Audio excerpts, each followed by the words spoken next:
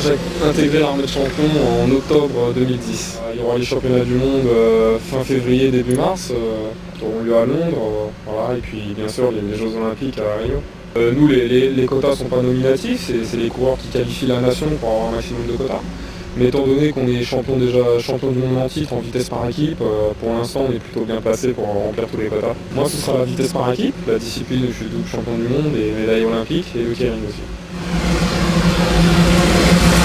Alors aujourd'hui déjà ça va se traduire par 20 minutes d'échauffement derrière la moto avec une accélération progressive pour se débloquer comme on dit nous à la fin. Donc ça va accélérer assez franchement. Et après l'exercice, je pense qu'aujourd'hui ce sera des sprints individuels ou 2 par 2.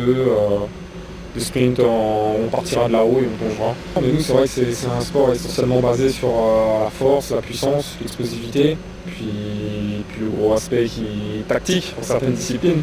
Bon, on va dire que c'est les disciplines de la vitesse individuelle et du keirin, voilà, où on se retrouve à plusieurs en piste, où c'est des matchs homme contre homme. Donc là, bien sûr, il y a une part de technique qui joue. Voilà, il y a de l'intimidation, il y a aussi l'aspect technique de mettre son adversaire en défaut sur ses points faibles et nous se positionner sur nos qualités.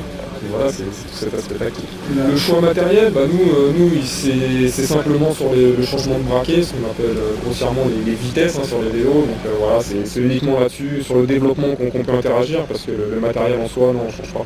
En quelques lignes, les plus grosses, c'est 2 titres de champion du monde et une médaille d'argent aux Jeux Olympiques de Londres.